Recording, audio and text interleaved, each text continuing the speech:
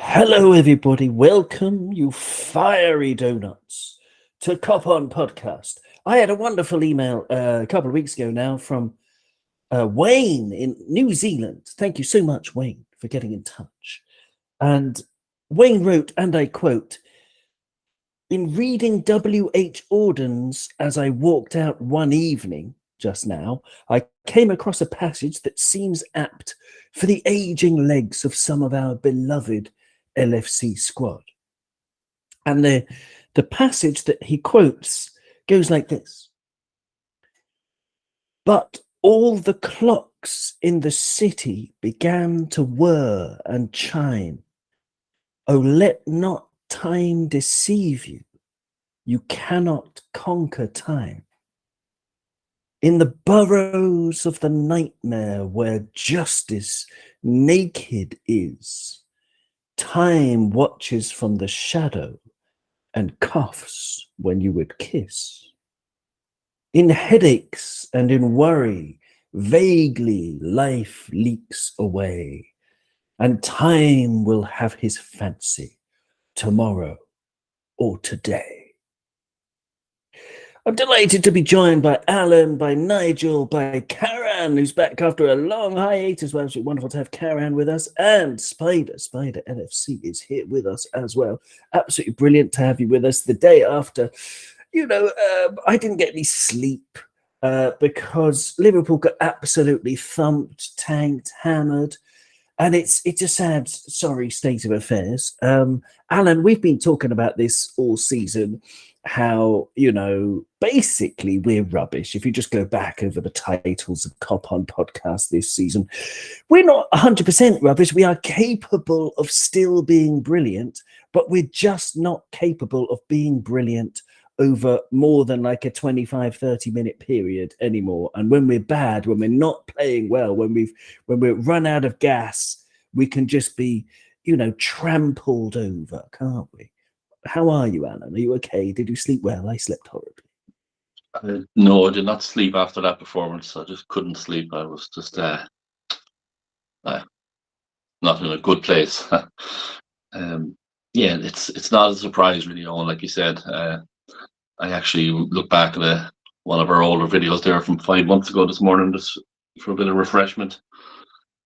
And basically, I could just play you the clips here now, and it would describe us last night. It's just the midfield, just overrun. Legs gone after 20 minutes. It's just a repeat of what we've seen this season. Um, for me, it's a repeat of what we've seen against Brentford, Brighton, Wolves, Forest, Arsenal, Leeds, City, and Man United. They're the teams we've lost to this season. Nottingham Forest? Well, sorry, I missed them on my list here. Sorry. Yes. It gets worse. When you read through that list and look at them losses, that just tells you our season. We started off well last night, got 2 goals, and then just midfield just disappeared. Just same story. Not much more you can say, really. Just go back and look at our early videos and replay them, because it's just shocking.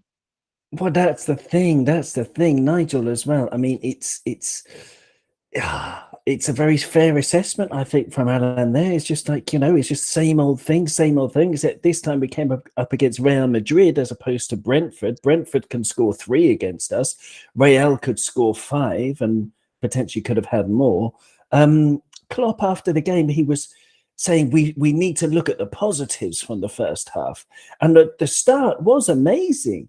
For the first 20 minutes, we were brilliant. But from then on, it was a nightmare. I don't know. What do you think about Klopp and his comments? Did you see it, Nigel? Did you read anything Klopp said? Oh, I saw a bit about mumbling and the kind of lost, but I'm going back to what I've been saying. I can go back on my appearances on your show and maybe Jack's show as well before that. We need to switch that system. We're a man shy in the middle. We're getting caught. We're getting run through. Like what Alan said there, I was exactly right. we're getting walked over in the middle of the field. Somebody said the other night, Henderson has played well the last 2 games because he hasn't tried to do those little pop passes he's tried to do. But if you look at Modric, 37 years old, he walked around our midfield last night. Like, Bajcetic was running around there last night, and you can't blame him. He's 18 years old. But like, what I was saying earlier on, that comment I had in the chat earlier on about a more continental approach, the running has to stop. This run philosophy has to stop. Look at Modric last night, 37 years old, and it's like he was strolling around the place. There's got to be a more kind of psychological approach about how we play. There's too many guys doing too much running and have no legs left after 20 minutes. You know, we were gone last night after 20 minutes. We started really, really well. And then all of a sudden, like I saw some other stuff then this morning that was blaming Joe Gomez for every goal. Not quite. Now, he could have put the ball in the stand maybe for the second goal. But Ali's trying to be too technical there. He's trying to be too much of an outfield player. Like, the guy was lucky, but you make your luck as well. You know, he hits the ball often. But how many times has that happened to us recently? That we keep getting caught. You know, we're just, it's very, very frustrating watching us suddenly go from being on the front foot to being on our knees, basically. So.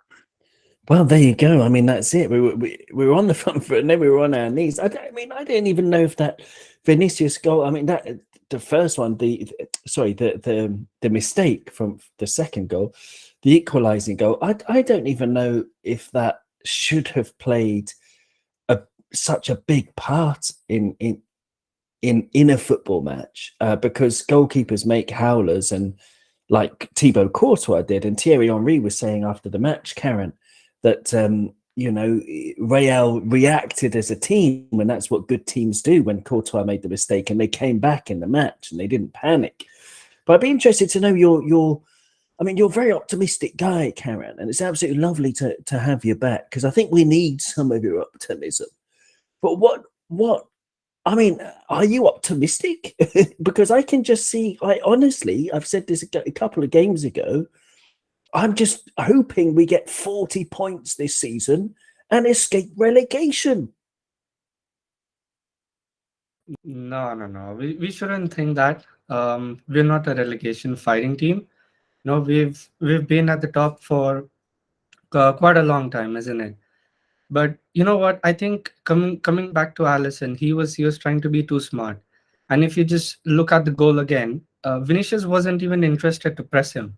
He was just there in front of him, making Alisson feel his presence there. You know, he didn't want the ball. He didn't want to do anything with it. He was just there, right? And Alisson, being too smart, he made a mistake thinking he's going to charge onto him. But if you just go back to the goal again, he could have, taken the ball to his left. I think Van Dijk was free. He could have cleared it. He could have done anything with it. But he went back to Gomez, which was the mistake, and that led to the goal. So I think sometimes it's good to be smart, but then just try to not be over smart. That would be my take on Alisson's error there.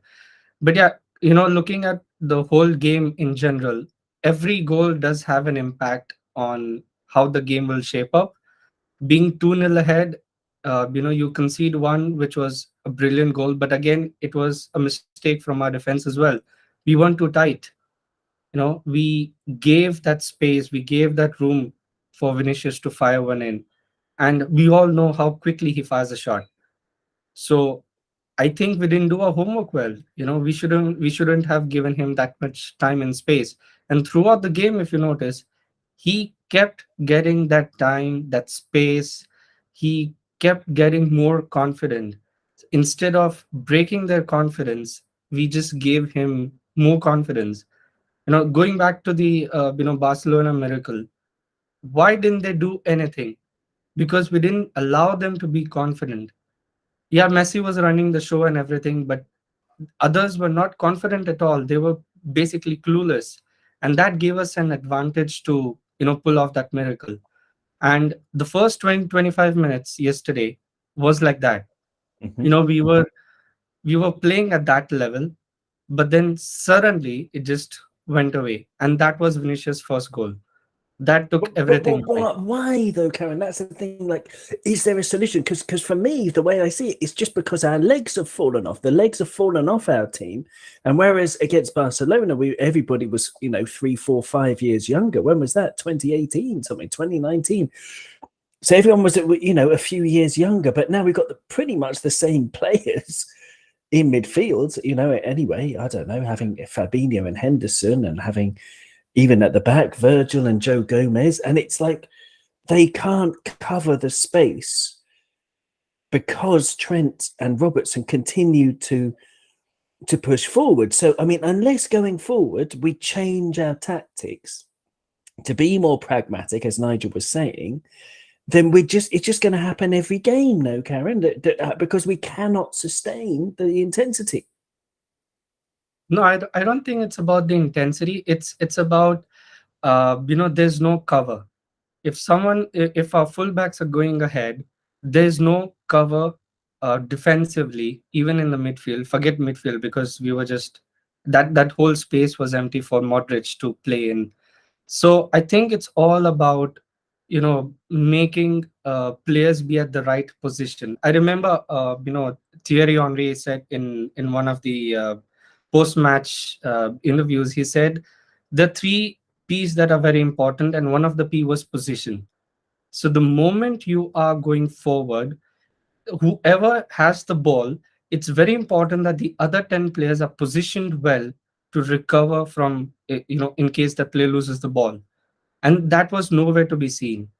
We were all out of place. There was no position at all. We were, after 20-25 minutes, it was just like, who's where? What are we doing here?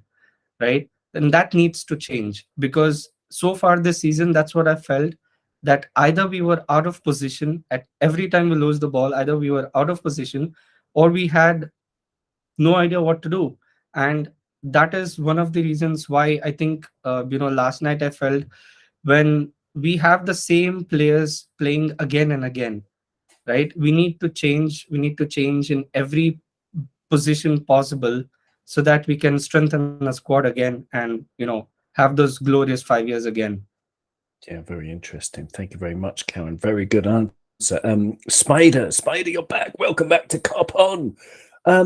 I'm not going to give you a particular question. Just feel free to give your opinion on what's already been said. Although Nigel's put a good comment in our little chat here that's live. He said we didn't play 3 up versus Barcelona because Mo and Bobby were injured. Yes, good point, Nigel.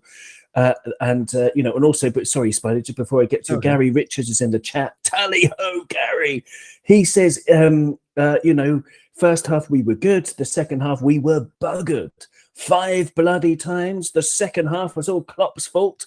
And then I asked Gary, how do you think it was Klopp's fault? And Gary said by not taking Gomez off and then taking Nunes and Gakpo off. He said it was. Gary said that was silly. What do you reckon, Spider? What do you reckon to all of it? Any of it? No, I agree with Gary there. I think whatever about taking Gakpo on and bringing maybe Bobby on. Or Jota on just initially, and just give Nunes some more time. I think because he was an absolute nightmare for Real Madrid. But I think after Nunes went off, it was that's when we saw kind of the death of any of our creativity, any of our way out to get a long ball even going. Bobby is great at coming back from the middle of the front line and receiving the ball and creating space and creating triangle plays and pivots. But we had no creativity out in that. I mean, Jota didn't even really get involved, and it's kind of a big ask for him coming back from injury to take on Real Madrid and take over from what Nunez was doing, because he was our best player on the pitch last night. With regards to some of the goals that we left in, yeah, I know a lot of people are blaming Gomez, but he was at fault for a couple of the goals last night, especially with the initial Vinicius goal. Him and Trent weren't covering that right hand side. He didn't step in quick enough. He just kept showing him into a position where it would just make it easier for him to take a strike on goal, rather than kind of stepping into him and making him go up the outside of him towards the flag. He allowed him to step in that way. So that's poor as the right-sided central defender.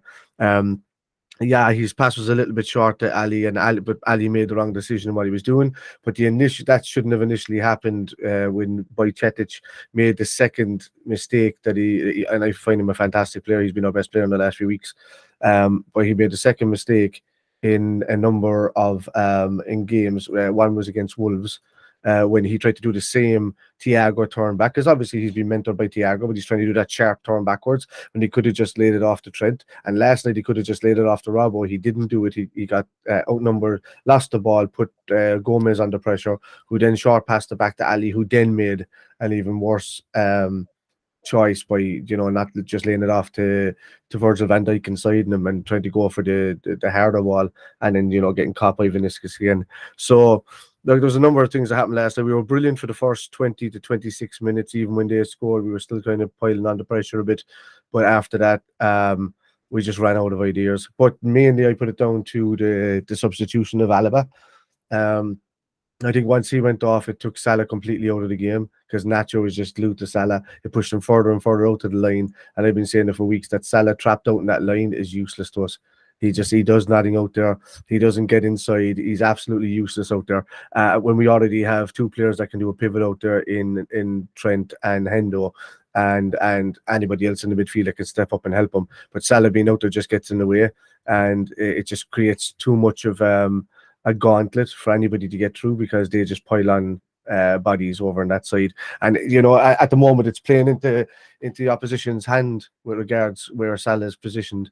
But I thought he was brilliant the last few weeks when he was playing, in the last couple of weeks when he was playing inside, on the edge of that 18-yard box. With regards, Fabinho had two different games for me. I thought he was great for that period of time that we were good, and then he just got completely lost. And by Chetich, the game kind of passed him as well. The midfield was overrun. We should have gone 4-2-3-1 if we were to get anything out of it. And I would have taken off the midfielder in the middle and sticking on an extra forward just to kind of put a bit more pressure on him. I know, because Modric just find it too easy in the middle of that park. But I think if we can bypass him with a pass like we did in the first 20 minutes, then, if we can bypass the midfield with a pass like we did in the first 20 minutes, because that was working when they were playing the high line, then, we could have gotten that kind of gameplay back and maybe salvaged a couple of goals, but we didn't. And now we've got a mountain to climb. Just thank goodness that there's no away goal rule, because we would have been completely out of this second leg, to be honest with you. So I didn't think about that. Five, only the 5 away goals. Yeah. No, I mean, very, very good answer. And I'd like to talk about a lot of those things, absolutely, because it's, I mean, I thought Bajcetic, you mentioned, I mean, he looked out of his depth, basically outclassed. Karen has, put in the chat Liverpool's last 7 results versus Real Madrid. Depressing. So, brace yourselves. In the last 7 matches, we've won 0 matches. We've lost 6 and drawn 1. We've only scored 4 goals in 7 matches. So, I mean, you can pick your bogey team. Bayern Munich have Borussia Mönchengladbach as their bogey team, who beat them even last week. But Liverpool have Real Madrid. Jack's here. Jack from Anfield Road TV. Welcome, Jack. Welcome back to Cop On. Did you sleep okay last night? Evening, lads, as well, and everyone listening. Not really, mate. Evening. It feels like the evening. It's 3:22 p.m. Yeah, well, it's evening somewhere in the world, mate. Put it that way. It's true. Yeah. It is where Karen is, isn't it? Okay. Yeah, it's. I woke up almost hoping it was a dream, lads, as well. It's that of. These are all absolutely spot on. It was frustrating, mate. It's cannons, but that is heritage. That is Real Madrid, and I was going to say Everton have us as our bogey team, as their bogey team. The levels when we've got Real Madrid as ours. So yeah, it's frustrating. We just stopped playing, as the lads already alluded to. We got to 2-0, and then we just stopped doing what we were doing. Obviously, yes, the lads mentioned the Vinicius Junior goal, mate, but it was almost a case of similar what we done against Newcastle. And yes, they were down to 10 men, but we just completely shut down. One aspect I liked when we were 2-0 up was, still had to be alluded to, the play down the right-hand side, was the doubling up, obviously down Alaba's side, down that left-hand side. Henderson and obviously Salah, the goals come from that right-hand channel. And they were overloading the right-hand side. And then for some bizarre reason, prior to obviously Vinicius Junior getting that the first goal for Real last night, but we just, for some bizarre reason, stopped creating chances down that right. And we started off taking our chances, but I think there was this, it was when we were 1-0 up, the Salah opportunity. I think he tried to beat Thibaut Courtois at his front post, and I think that needed to go in. Obviously, probably would have done nothing to the game. Hindsight's a wonderful thing, but yeah, disappointing, mate. Just that little sequence, mate. I don't know if you lads picked up on it, but it was. I just don't understand how we can.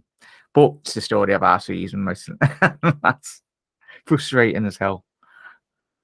Yeah. There's too much to talk about, but it's like, I don't know. I kind of want to forget this game. The funny thing is, if you look at some stats, right, this is a beautiful stat to prove why XG is irrelevant in certain games, because Real Madrid's XG from last night was 1.66 from 9 total shots, and they scored 5 goals. And normally that doesn't happen in XG, because normally you're dealing with average players. But when you've got Benzema and Vinicius and all that stuff, like it's not the same, with all due respect, which isn't all that much, to Chris Wood. If Chris Wood takes the same shots that Benzema takes, Benzema is going to score 5 times as many as Chris Wood, because he's Benzema. He's an amazing player. So we can sort of forget the XG stats. SofaScore I put up on the screen there. They've had Liverpool as posing quite a lot of threat, and in terms of big chances, apparently, according to this one site, Liverpool had 4 to Real Madrid's 3. So we have to be careful not to. I don't know. There are positives. I think Klopp is right that there are positives, but like I said at the top, I just don't see us coming out of this season being able to sustain pressure unless we have a completely new midfield, which is impossible because the transfer window is shut. I don't know. Alan, what did I want to talk about? What's on my agenda? Oh, yeah. Jamie Carragher.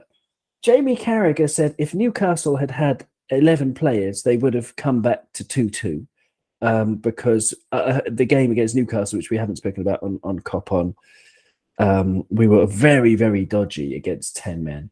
But Carragher also said something very interesting. He said when the defenders get exposed, they can't defend, which is very interesting. He was very scathing last night, but I think it was pretty much justified.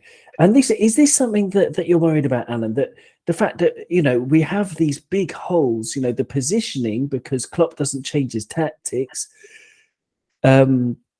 So the positioning of our fullbacks is really high. So as soon as we lose the ball in an attacking position, as Karen was saying as well, we don't have the cover. We don't have people running back.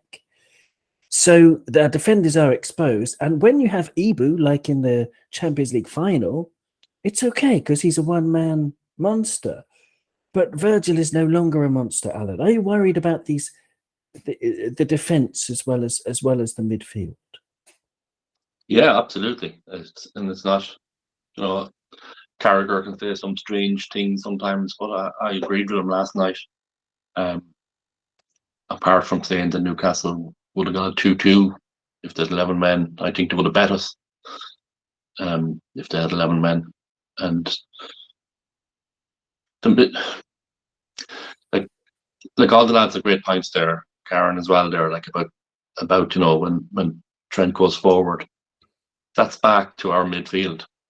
When Trent bombs forward 2 years ago, we had a fitter Henderson, fitter players that will run back and cover that position. It's just not happening.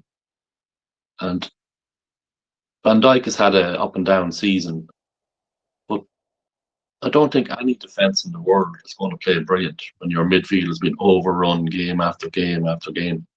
Like, no matter how good a defender you are, if there's players running to your left, to your right, straight down the middle at you, you're going to make mistakes, you're going to let in goals. But like I said already, this is not 1 or 2 games. This is all this season. This is happening. And Klopp, some fans think you can't criticise players or Klopp, and I believe you can. Like, to me, Jurgen makes some mistakes. Like, the first subs he brought on last night was forwards, like the lads were saying there, like Spider were saying there and stuff. But the whole world could see the midfield was being overrun, and he takes off 2 forwards and puts on 2 forwards. You know, that's my criticism of Jurgen. He doesn't, like it's already been said, he doesn't change tactics. He doesn't say, right, we're being overrun in midfield, let's put on an extra midfielder, like Nigel was saying, go 4-4-2 for 20 minutes. So when your midfield has been overrun like we've been overrun, it's hard not to let in goals. Like Gomez, to me, like I said, Spider made some great points there. That ball back to Ali for Gomez was a bad ball back. The Vinicius Junior goal, I think Henderson was a big part to play with that, because he seemed to run away from the player. It wasn't just in that instance. Once or twice in the game, Henderson was right beside Junior, and then Henderson seemed to run away from him into a position like it was a predetermined position. When they were attacking, you go here. So when you have like that first goal in particular, if you remember, Henderson was kind of coming this way. Vinicius was running in towards the box, and Henderson all of a sudden went out of the box. I saw that. He ran the wrong way. Yeah, and that left Gomez open. Like, Gomez had to step forward quicker then, and it wasn't just one player, if you know what I mean. It was the whole team seemed to be just as if they didn't know who Vinicius Junior was. Like, we all know who he is. But I'm going off on a bit of a ramble now. No, Alan, you're spot on there, mate. You're spot on. I was just going to add to the point of what you were saying. Like, it was that third goal that done it for me, boys, as well. Like, I don't understand why we defended with a low block from that angle on a free kick. We've all played football as kids or at the lowest levels that you possibly can, but surely I don't understand why we defended with such a low block.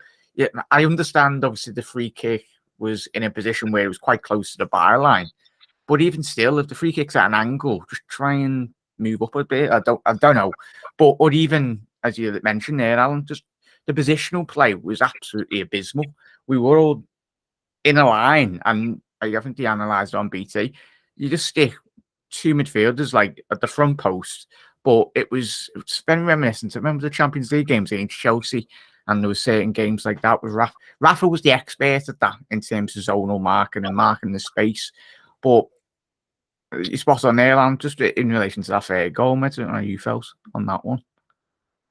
I mean, yeah, it was awful. What? Sorry, who are you asking, Alan? Yeah, or who are you asking? Anyone?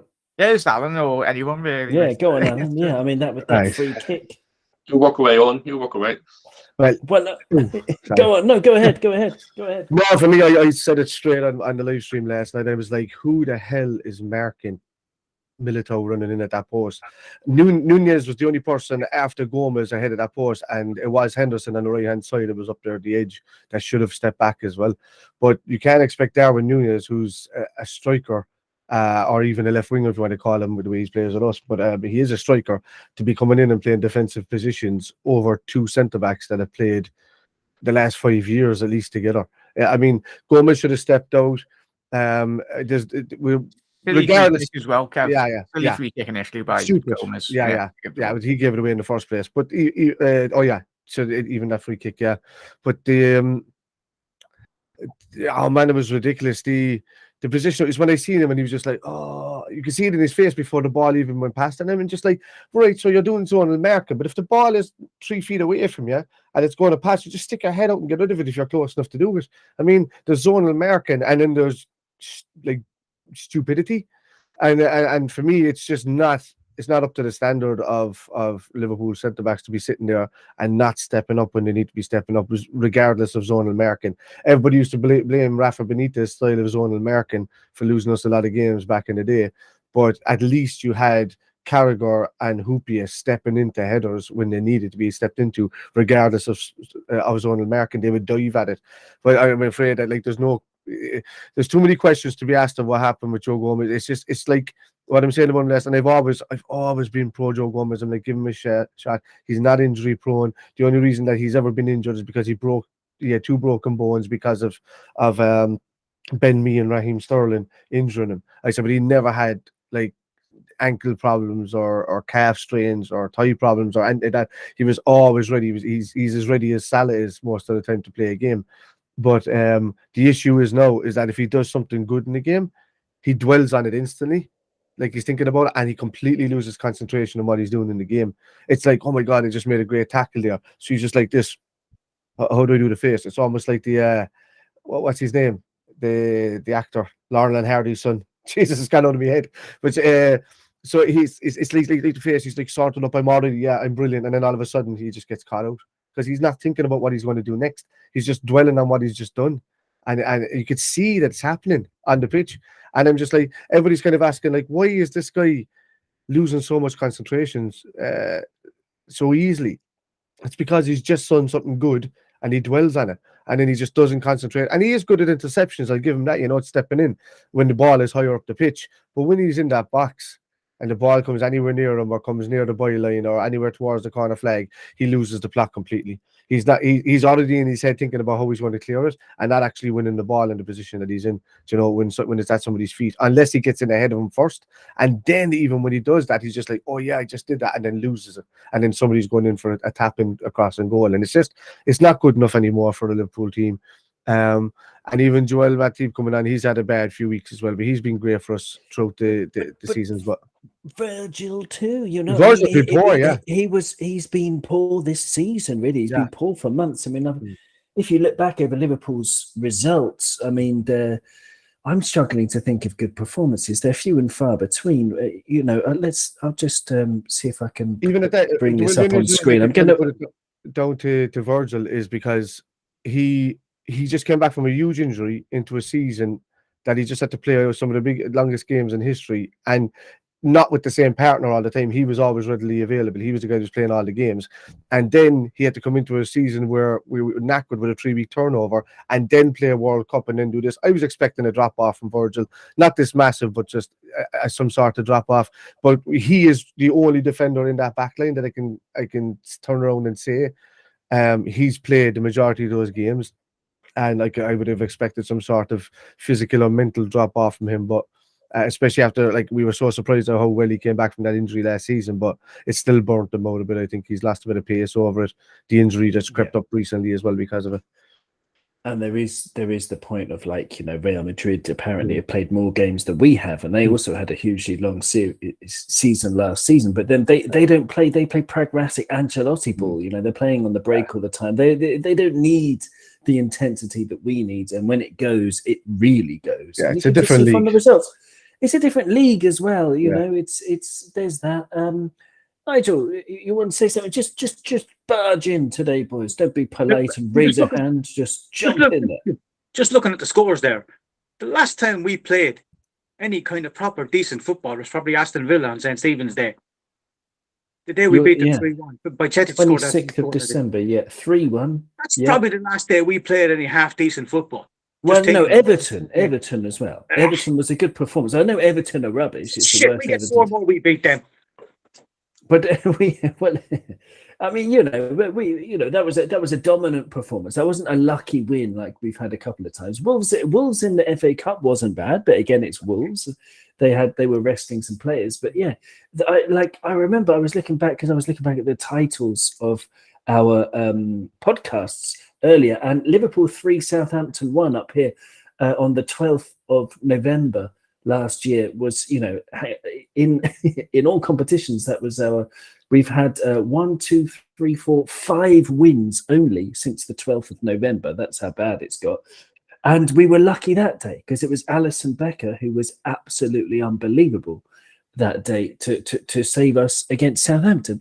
So things, you know, even back then we were saying we have to be patient and we have to just let this season understand that if we don't sign anyone in January, well, okay, we brought in Gakpo, but we didn't address any of our problems.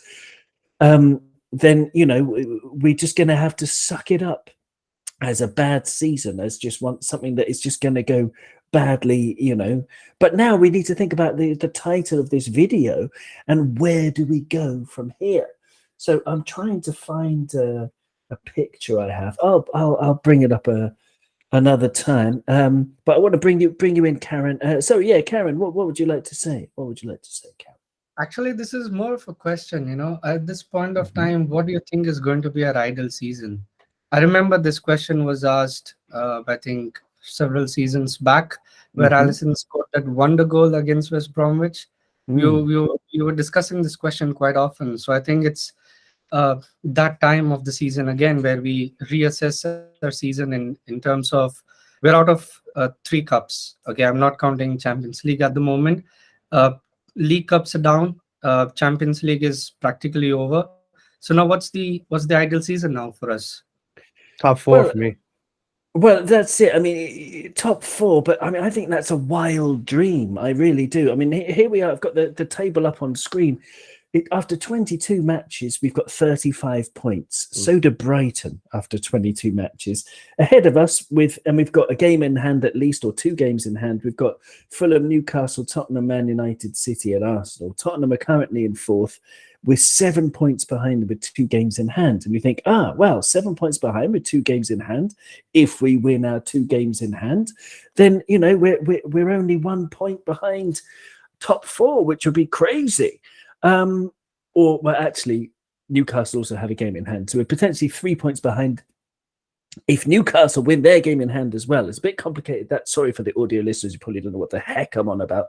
But basically, if we win our games in hand, we'd be in with a chance. But I don't see it like that. I used to think like that back in the 2000s and, you know, the 90s. And when we were so close, it's like, well, we're only 6 points behind and we've got a game in hand. The reason we're 6 points behind is because we haven't been good enough.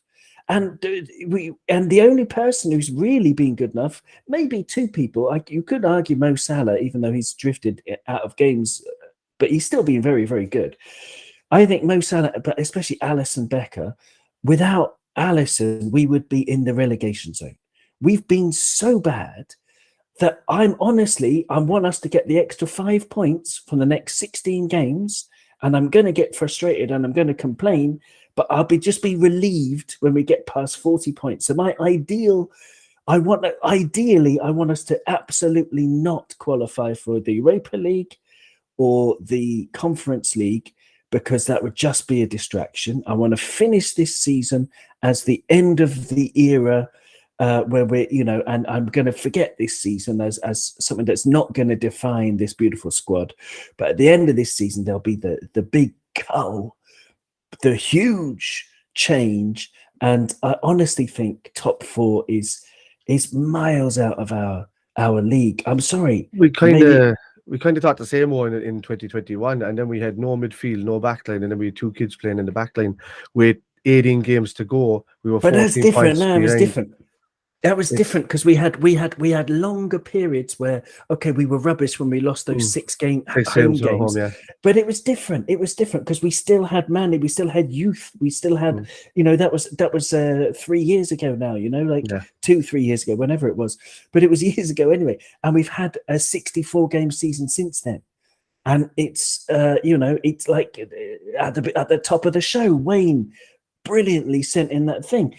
The poem from W.H. Jordan, time waits for no one. And you can't just deny, like lots of people have been, including the manager, the rhetoric coming out of his his mouth is like, we have to regain what it is to be us, and our, like, it's all mental stuff. We have to be resilient, and we have to be more aggressive, and all this mental stuff.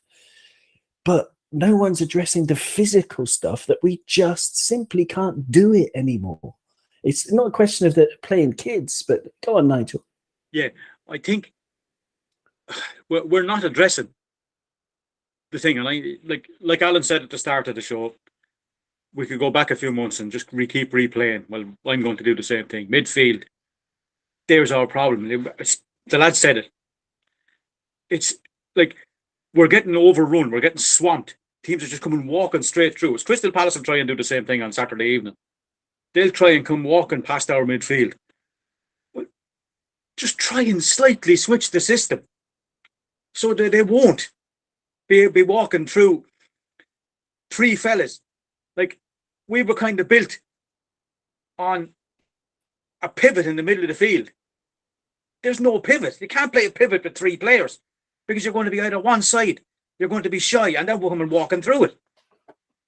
Like, playing Harvey Elliott out on the right-hand side when he's not a right-hand-sided player. You cannot, I said it before, I'll say it again, you cannot play Harvey Elliott between Trent and Mo. He just gets lost in there.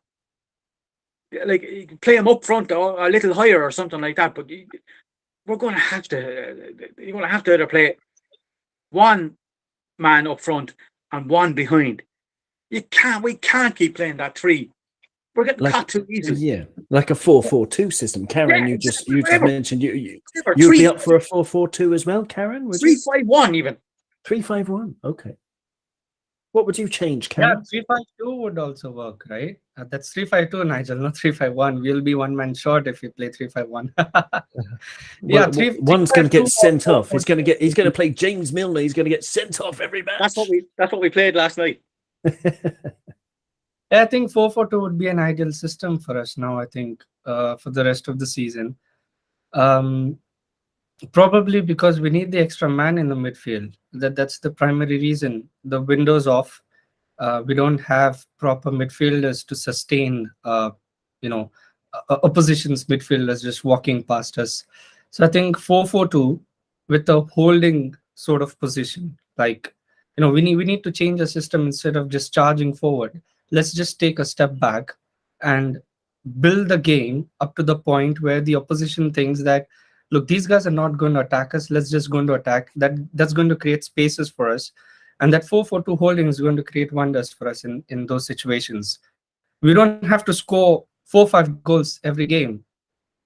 2 would also do, but with the right intensity in our approach. So, because sometimes I feel that we're overdoing it, and that's leaving us exposed, or we're underdoing it, that's also leaving us exposed. I think Klopp would be the better judge for that, but he's being too stubborn is what I feel. He had a lot of time to change the system. During the game, I know he changes the system a lot, but when things don't work out, you have to go back to the basics. And that's what I don't see. You don't go back to the basics. Yeah. Well, that was an interesting thing they were saying in the CBS studio last night, and I'll bring you in on this, Alan, as well. But Micah Richards was making that exact point that at 2-0 up, Liverpool should have changed tactics, and they should have, realised what they had, or maybe after Real had got one back, okay, whatever. But you don't just keep chucking things, you don't stick to the same system if it's not working.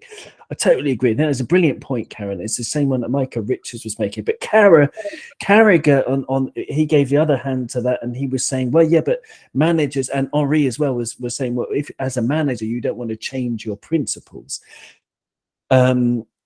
And I think that's a bit silly because you have to just adapt to what you have. I agree with you, Karen. I agree with Micah Richards on that point. But Alan, yeah, I don't know. Sorry, what do you want to say about any of this or all of this in particular? Or yeah, all great points there. We were caught. The game was calling out last night at 2-0 up. It was calling out for a bit of calmness, a bit of structure. If you look at Real Madrid, when they went ahead, when we were attacking, they were in a 4-4-2 blocks. There was no space. Whereas we just kept running at them. leaving gaps. The other thing I've pissed me off now lately as well is goals from midfield, even shots from midfield. Like just to go back against Newcastle when they had that young goalie in, I don't think we had a shot at him. Like according to a small bit of memory that I have, goals from midfield this season, I think Harvey Elliott has scored 5 in all competitions. I think Carvalho scored 3, and he's not getting into the team for some reason. And Ox scored 1, and I actually think he was playing at left forward when he scored that one. Somebody might check them stats, but that's the only goals I think you're right. Yeah. So like Mm-hmm. Harvey wasn't suited to that position in midfield, but he was trying, he was working hard, and he scored a few goals. Carvalho scored a few goals, and all of a sudden he's just gone. And like you said, when they come back into the game last night, we just kept going the same way. They set back in their blocks of 4, counter-attacked us, went up the field and scored more goals. So, Karen is right there. There was drop. Sometimes he gets too stuck into his system and won't move it. But we can see this, lads. We're all ordinary Joe Soaps that played a bit of football, and we can see it. So just something has to change. Like something. We all love Klopp. We all love his system. We love the way he plays. But when you're playing the Champions League against a team like Madrid that have that record over you as well, and you go 2-0 up, you should be holding on to that 2-0 a bit and then counter-attacking, not running at them all day and then letting them completely overrun you then. So. Well, it smacks of hubris, doesn't it? Just thinking, well, it's going to work for us in a minute. It's, we're good enough to be able to do this, whereas, time and time again this season, we haven't been good enough, and it's pretty bloody obvious to us that we're not good enough. But it's clearly not obvious to them because they're not changing it. They're sticking to what they know, and it's just like it's weird. The stubbornness that Karen was saying earlier. Jack, you on the screen here for the audio listeners, you won't know this, but on the screen I brought up a graphic that someone made on Twitter, and I'm terribly sorry that I forgot to make a note of who it was. But someone said, these are the players who I would keep for next year. Allison in goal, Kelleher as well, if he would like to stay, of course. Alexander-Arnold in defence, Ramsey, Tsimikas, Konate, Van Dijk, Robertson. In the midfield, this person put Elliott there. I would take Elliott out of the midfield graphic. But he said Elliott, Thiago and Bajcetic. So from midfield, he would basically keep Thiago and Bajcetic. And then as attacking players, Diaz, Nunes, Salah, Jota and Gakpo. And Elliott, we'll put him as an attacking player.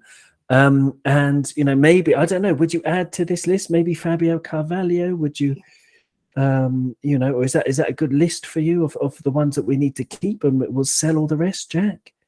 Yeah, that's spot on. Mate, in all honesty, for me, it's first and foremost, that's half. How many is on? Like half the squad.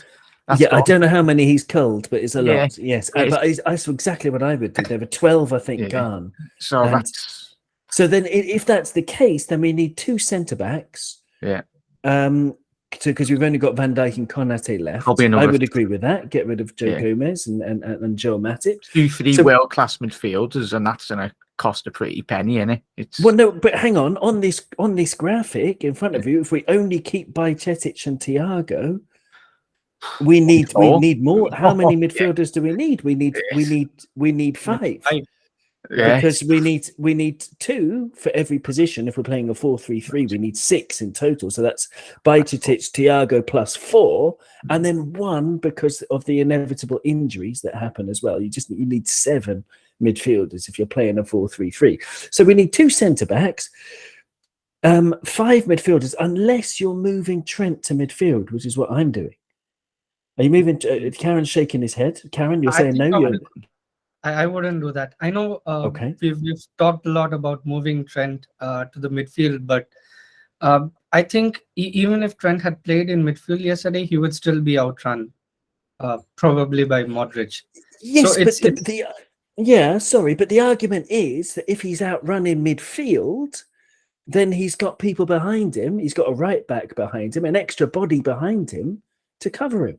So if you're playing a number 6, a new number 6 who can run, a dynamic number 6 and a right back, and you've got Trent in the sort of De Bruyne position, Zidane position, then when he doesn't have to run back, because what I'm worried about with Trent, he does so much running back that it's dangerous for his health to run back, because he'll get injuries in the end. You want to prolong his career. He's so good on the ball.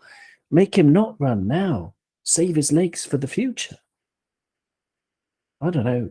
Yeah, Go on, Jack. I'd keep him right back. I'd agree with Karen. In terms of it's when you analyse that squad, mate, and that's who I'd keep personally for everyone listening. The players that Owen mentioned, it's going to cost a lot of money, and to keep on harping on about it, I'm hoping FSG watched that last night as well. I'm doubting he did, in all honesty, because you look at the strength in the Premier League, you look at the calibre of manager coming into this Premier League now, it's getting absolutely more competitive year on year. And that top 4 probably will eventually go to a top 6 if the European bodies have their way. They'll probably create a lot more spaces for Champions League teams. That's the way the Champions League's going, the new formatting. So it's going to get so much more difficult. And we know, every Liverpool fan knows, the midfield has been very much, for the last 4 or 5 years, neglected. The centre-back areas have been massively neglected. Canate, God help him, I swear, if he continues having injuries, then you're losing another centre-half there. So you're needing 3, 4 midfield centre-halves. And Matip, we've known the injury history with him, even when we signed him before, Schalke, on a free transfer. So the writing's been on the wall for the whole of the club. It's, yes, if the people, it's understandable when you've got the people that are making the transfers leaving the football club, because they might be given targets to Jurgen Klopp, and the people above them going, sounds, there's about 5 centre-halves, you can pick 4 or 3 out of them. But at the end of the day, if Liverpool aren't going actively searching, wanting them, vying to buy these players, same goes, it's not going to be a 6-month job. I'm looking at the next 24 months. This isn't going to be changing over the space of 12 months. In all honesty, this poor form, and it's a 2-year, 3-year project to rebuild. In all honesty, well, it might. I mean, they might happen. It depends who we buy. But I mean, if we're going to take the scythe to the overgrown lawn that we have in front of us, and cull as many players as are on this graphic, then we're going to need 5 midfielders and 1 right back and 2 centre backs. So that's 8 players. If you move Trent into midfield, then you're going to need 2 right backs. Even if you keep Ramsey, I mean, you've got to play him in gently. We don't know what he'll be like after his operation. And I don't know, it's absolute surgery. It's open heart surgery. It's serious business. It's a complete rebuild. It's a rehash. You're getting, what's his name? Curiosity Brown, the old gardener from Hampton Court Palace.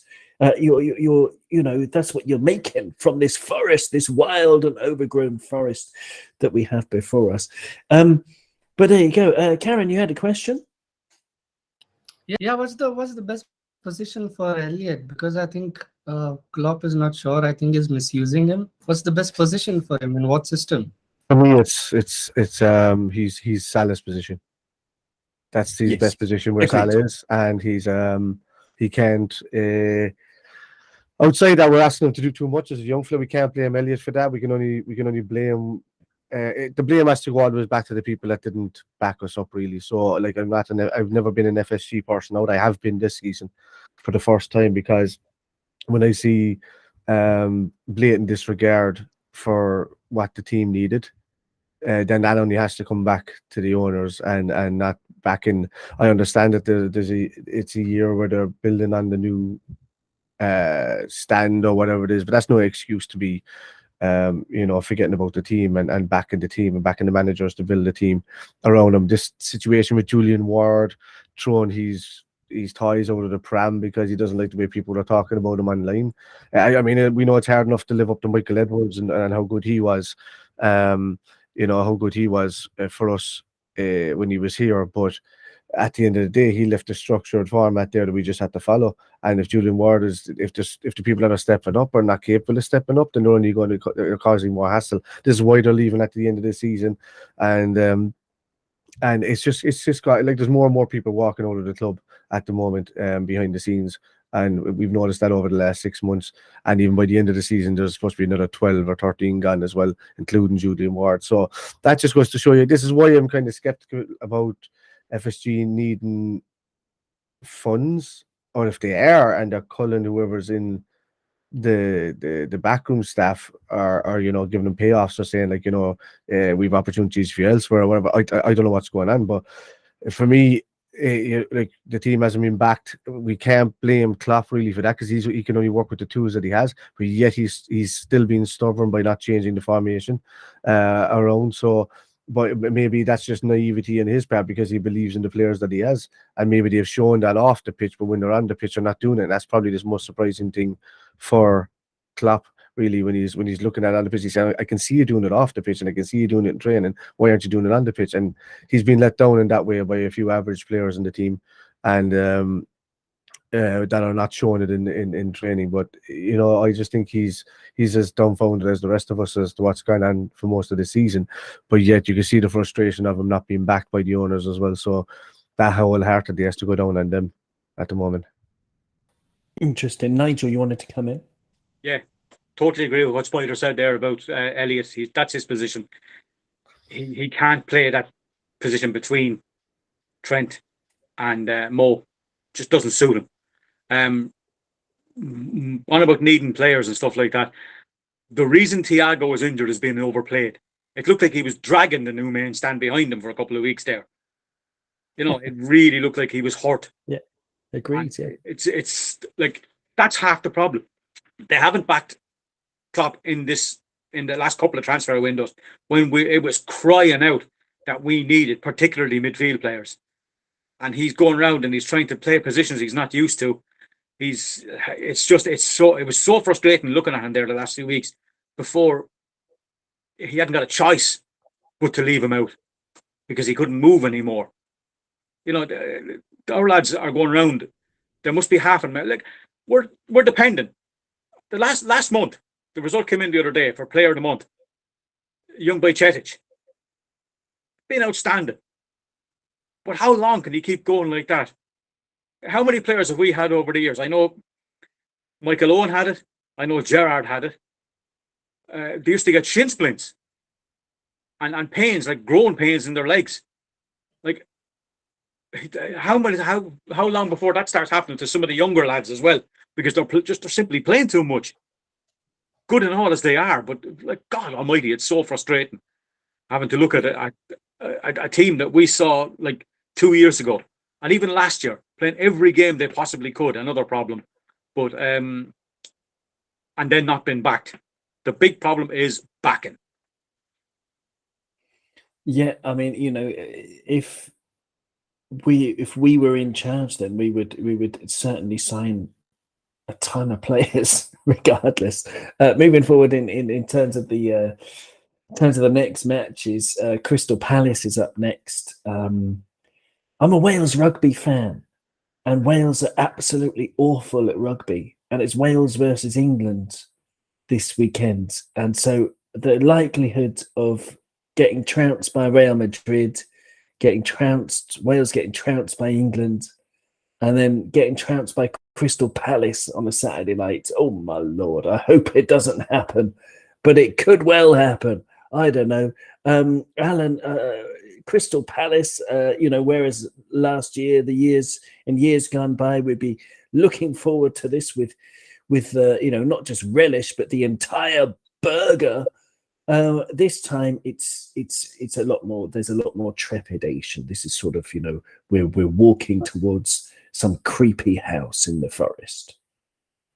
Yeah, absolutely. It's there's no team out there now that you can be sure of beating the way we're playing.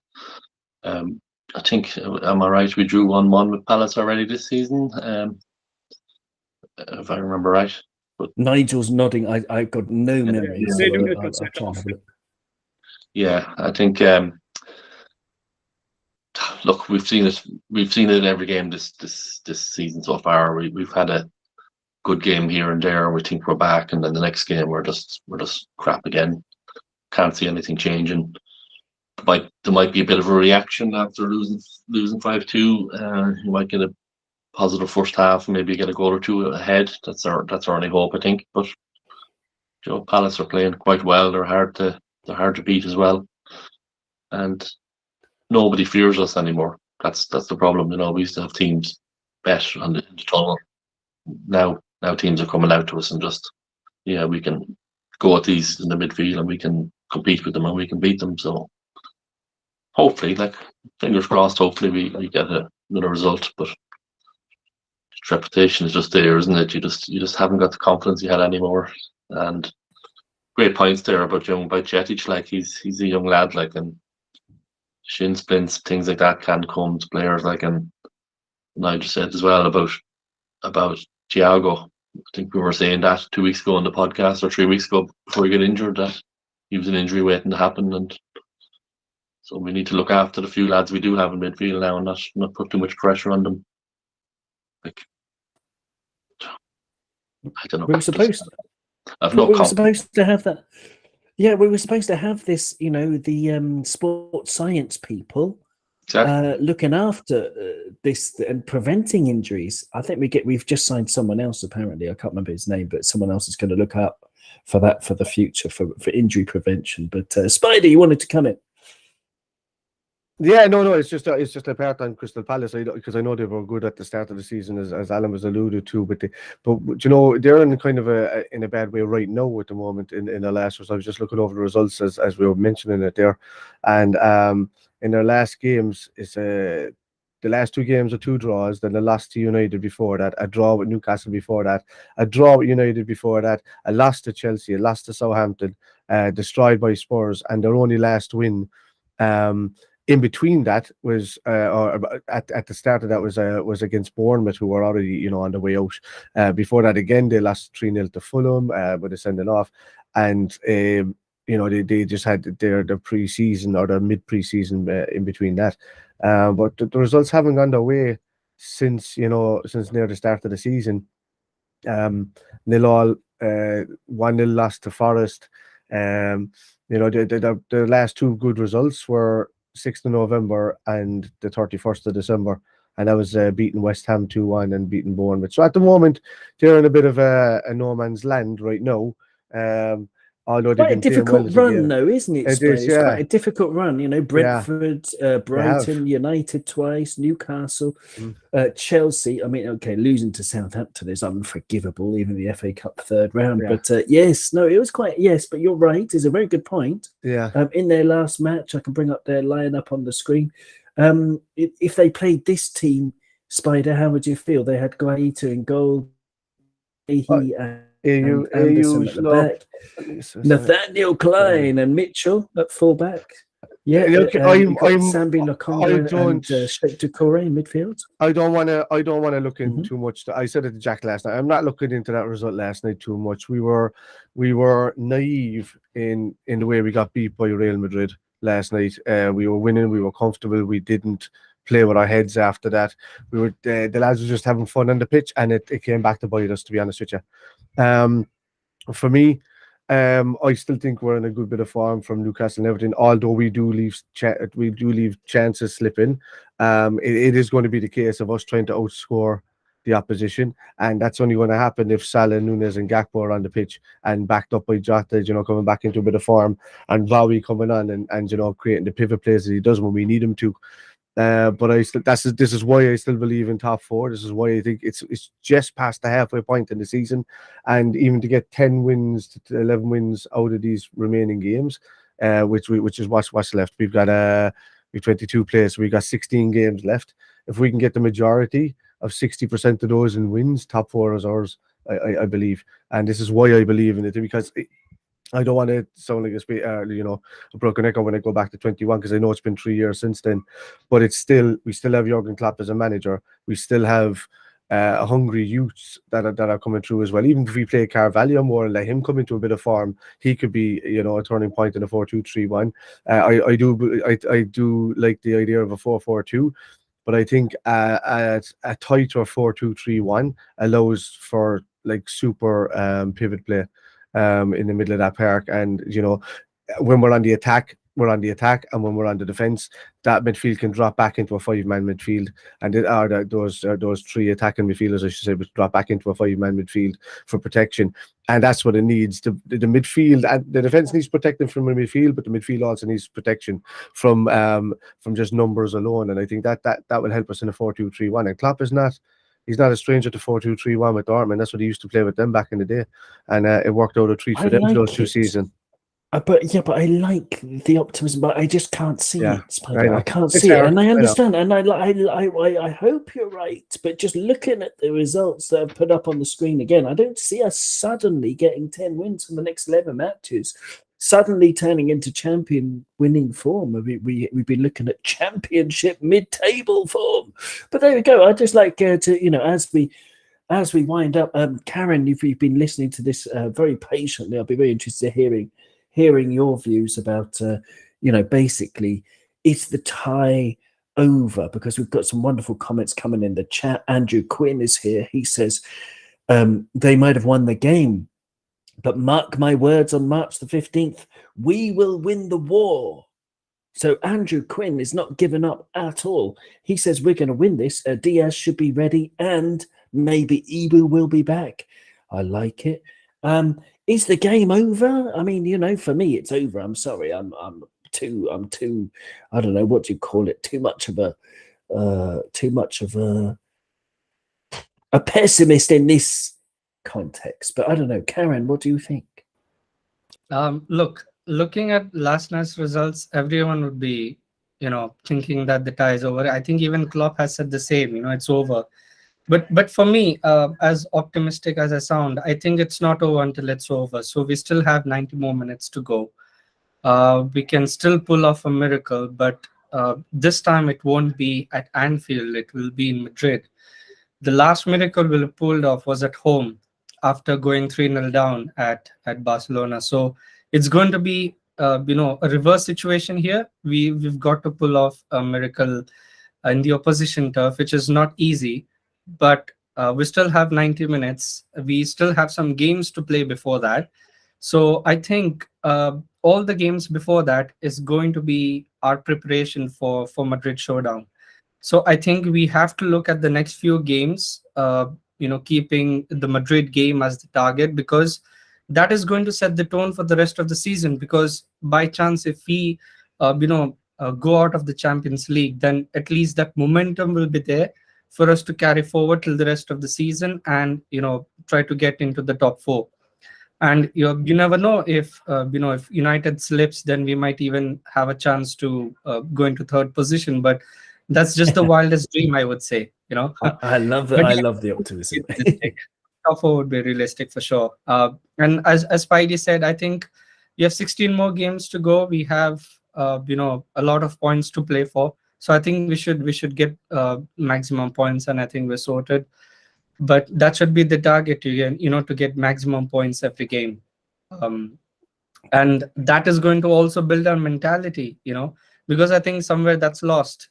We're not thinking in terms of finishing games off. Thinking about the semi-final last season, not last season, Liverpool 5, Roma 2 at Anfield. We're not the kind of team anymore that plays at that level. We're not the kind of team that finishes the game off at that level. So I think we've got to reassess our our tactics and everything, and set the tone for the rest of the season, that out of 16 games, let's try to win the max and get into Champions League next season, so that we have a summer to rebuild. We have a new season to be at that level again. I like it. Yeah, Great stuff, Nigel. What about you? What do you think? Crystal Palace next, and is the tie over and the top four? I'm the same as Karan. I think I'm always optimistic, or at least try to be optimistic. But like you said earlier on, we need to be pragmatic. It simply has to be. If we leave ourselves that open again, especially in midfield against the better teams, like it's all right kind of doing it against a Newcastle team that suddenly come into money but haven't changed players, like last week. You've got to look at that Ali saved us as well. And I think Jack was saying about Everton as well, and that we played all right against Everton. We nearly went a goal down before we scored in the first place. So there's optimism, always optimistic, but with a little bit of trepidation thrown in as well. If we keep playing like that, we could be in a bit of trouble. But if we can switch a system and play slightly differently, listen, if we play better, there's not too many teams that are going to stand up to that attack. So I just think a slight tweak, as in the Everton and the Newcastle games, and we've got a chance. Okay, I like it. Okay, I'm just going to bring everyone in on this. Alan, what about you? I'll go Alan and then Jack, and we'll finish up maybe with Spider. But Alan, what do you think? Champions League? No, we're gone. We're finished. Was it nearly 4 years ago now, 2019 against Barcelona? Klopp looked at the players and said, "Because it's you, I believe." Now he's looking at them players from the 4 years older, slower. I don't think he believes this time. So to me, Champions League is gone. All we can hope for is to get a half decent result over there and save some face. As for the rest of the season in top four, I love the optimism. I love the positivity, but I just don't see it. I can't see us putting that run together. So something like yourself, Owen, I'm just happy to get to the 40-point magic mark and see what happens and not go into that Europe League or whatever it is this time. But if we do put a run together, I'll be quite happy. Any kind of win would be lovely, wouldn't it? I mean, we do love that winning feeling, but no, yeah, okay, great answer, Jack. What about you? You're an optimistic guy. Are you as optimistic as Karen? Are you dreaming of third place? Yes, I'll go with the positivity as well. We have to, boys, as well. And it's in terms, I think the main key point for Liverpool is not rushing Diaz back, but I think Diaz very much elevates Liverpool's game to a different area. We've missed, obviously, Darwin Núñez very differently comes quite central. Diaz stretches teams. Obviously, we see again in the FA Cup final against Chelsea last season and the big games in which he did have.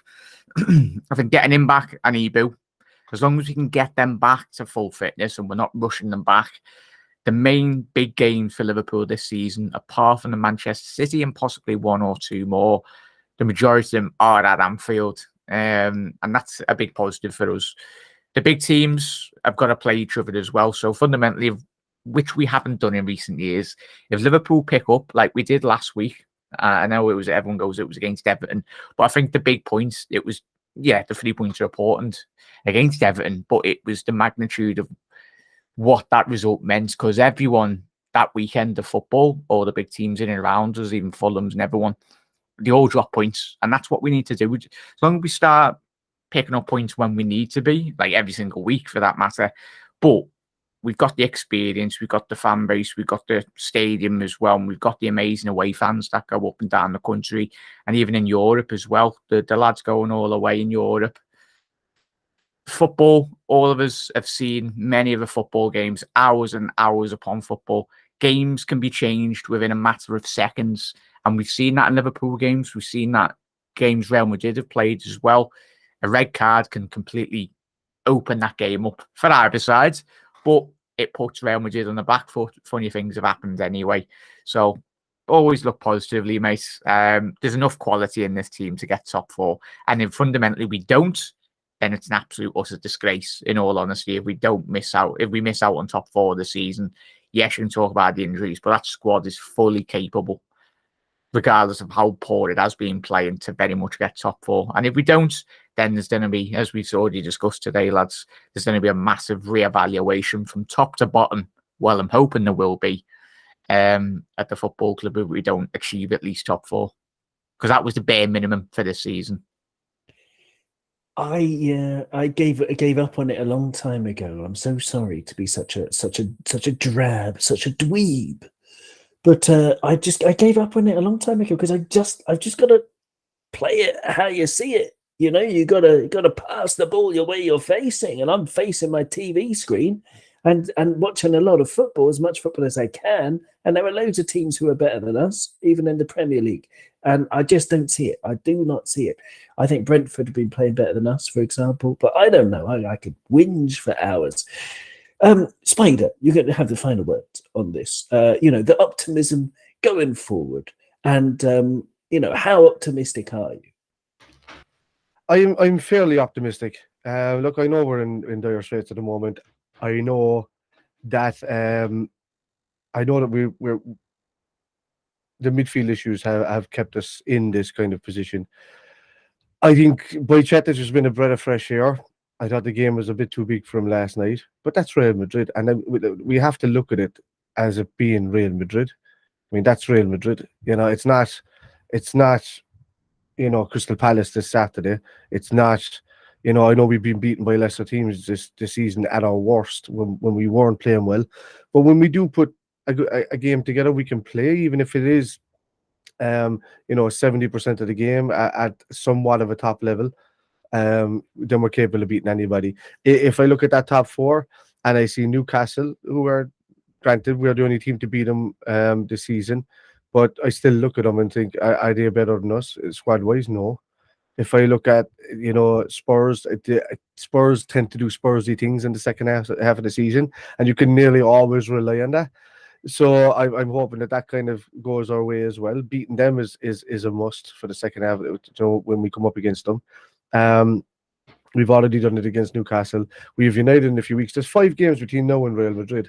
5 games. Normally it would have been like the following week, but it's 5 games between now and Real Madrid. And you've Palace, Bournemouth, Wolves, United. I forget the other one, but it's you're talking must-win games in these positions. We have to use our league form that we're in at the moment and take that forward on Saturday. Whatever happened, we still went 2-0 up in Real Madrid and then became naive. But we played well. And if we can do that against the Premier League sides for at least 65% of those games, then we get top 4. If we don't, and we can only do for 20%, 30%, we'll be scraping. I don't want to see that. I don't want to be scraping at Europa League. I don't want to be scraping at... Well, I prefer Europa League over the bloody Conference League and all of these wasteful games that we don't need next season. So, it's either, for me, it's top 4 or just use your lack of positivity on and just get the 40 points and get out of Dodge for this season. But that's the benefit of being like, what's the donkey in Winnie the Pooh? Eeyore. That's the benefit of being Eeyore, is that your expectations are so low. You just expect it to rain every day. That even when it's mostly cloudy, it's a bonus. Yeah. So 40 points, I'll be delighted. So any final thoughts, and do you have things to plug? Nigel, did I ask you for how positive you are? I think, did I forget? No, I did. Yeah, sorry. Yeah, blimey. It's 5 guests, but it's too much for my memory to handle. Jack, Anfield Road TV. Tell everybody about Anfield Road TV. Yes, do post-match live stream watch-alongs. You can watch back if you want. Last night's game. Yes, absolutely. With the last half with an the hour, whiskey and the gun. Yeah. You can see me hiding underneath the desk like half an hour. But yeah, massive thank you, Owen, for having me on. I did have Owen on the podcast this weekend in the build-up show, so really do appreciate you taking the time out, mate, to jump on. But yeah, Anfield Road TV, you can find us on all socials, TikTok, Twitter, a bit of everything really, Facebook. as well. Just getting involved with all the fans around the world. Very blessed that I've been able to build a community of Reds around the world and get on podcasts with you, Owen, and meet level-minded as well. Like every single one of us. As I said, we can agree to disagree. That's the beauty of football. He's talking about me. He's talking about me. Yes, exactly. Yeah, you Spider. Watch our Let's go. post-match. Whenever it was but massive thank you, Owen, and everyone. Have a love. Try and enjoy your weekend, and things will get better. We will. Oh, hopefully. man. Blimey. Yeah, good. I'm gonna just believe you, because yes, things will get better. No, I think they will. I do. I think they will. And you know, I love the club, and I love all these players as much as I've been whinging about them. I do love these guys. You know, what they've brought me is just the joy. All of us. They brought all of us so much joy that, of course, we can't forget that, can we? Absolutely wonderful. Yes, Spider, what about you? What's going on with your gaming, your music, your YouTube channels? What would you like to mention? You're a busy man. I'm busy at the moment. In 3 weeks' time, we're starting a tour of Germany with the band, so that should be pretty cool. Well, it's Munich. It's a Munich festival, so we're playing all around Munich. And where can our listeners who listen to the podcast check out your music? Most of our music videos and stuff are on Facebook. We've got some live stuff on YouTube. But it's mostly all live recordings. Anything we do is not kind of like pre-recorded or anything. It's all pretty much live. So you'd enjoy it a bit more with the live sound and the live venue sound. So you'll find us on YouTube at the Hush band Ireland. And also we have I have gaming wise, I'm just finishing Hogwarts Legacy on YouTube, on Twitch at Irish Spider Guy, but I'm moving all kind of most of my gaming stuff over to YouTube and Facebook, where you'll find me at Spider in all of these places. If you go look for it. Excellent stuff. Karen, I can't tell you what a delight it's been to have you back. It's absolutely wonderful. It's been way too long. Thank you for being such a great guest as ever. Do you have anything, any final thoughts, anything to plug these days? Not just a message for all the fans that I know we've been poor this season, but it's not over yet. So keep your chin up. Believe in Klopp, believe in the lads, and let's spread out some positivity so that we end the season on a high. I love it. See, there you go. What I mean, just brilliant. Yes, okay. I'm going to take that to heart. When you'll be an optimistic person for sure. Just spend 10 minutes with me.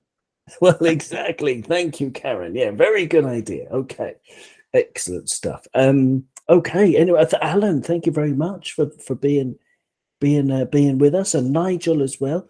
Any final thoughts? Are we done? This Hasta la Vista. We've done an hour and 25 minutes. It's been a long time. Go on, Nigel. There was a fan from another team on one of the social media things this morning, and he said that I logged on to the Liverpool sites last night and expecting to see loads of lads going around screaming and screeching. You know, the usual Arsenal TV or that little mank fella. Yeah, Arsenal fan TV. Yeah. Yes. And he said what he got was a proper analysis of a poor performance.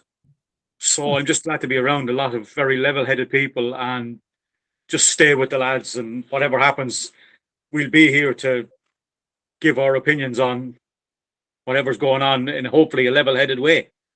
Well, hopefully. I mean, thank you. That's very kind of those, you know, to remind us that we are not Arsenal Fan TV, because we're not. And we're not going to start screaming at things and, you know, shouting at, you know, other, you know, people who can't kick a ball where we would like them to kick it. We're not going to start shouting and raving because of that. It is a bit annoying when you get hammered by Real Madrid. But Andrew Quinn says we are not dead yet, and I love that. Let's you know, take that as a fact, which it is. You know, the odds are against us, the cards are stacked up against us, but maybe it's just a house of cards, and you know, one you know, deep exhale from Virgil van Dijk, and that house of cards can topple down and Liverpool can march through to the second round. Who knows? I mean, the next round, the quarterfinal. But for now, we've got lots of things to think about. Thank you very much to everybody. Thank you, everybody, for listening. Thank you, everybody, for being here. It's been a real pleasure. Thank you. It's been really, really great. And yeah, we'll see you anon, you know, soon. Thank you.